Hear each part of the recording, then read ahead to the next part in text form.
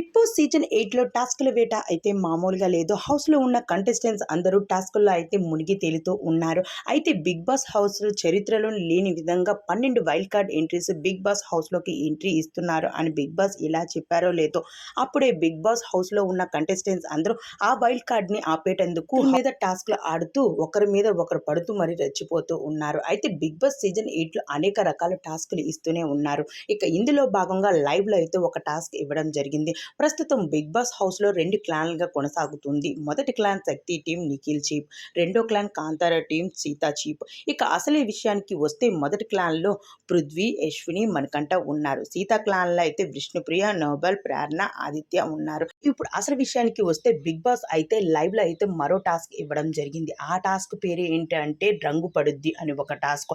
అయితే big boss కొన్ని టీషర్ట్లను white టీషర్ట్లను ఇవ్వడం జరిగింది. ఒక కంటెస్టెంట్ తర్వాత ఒక కంటెస్టెంట్ ఓ రౌండింగ్ లో నిల్చొని ఏ కంటెస్టెంట్ చేతికి ఎక్కువ రంగు ఉండి టీషర్ట్ కి పూసుకుంటారో, ఎవరి టీషర్ట్ కి అయితే ఎక్కువ రంగు ఉంటుందో అక్కడ నుండి ఎలిమినేషన్ అయ్యి బిగ్ బాస్ టాస్క్ నుండి తొలగి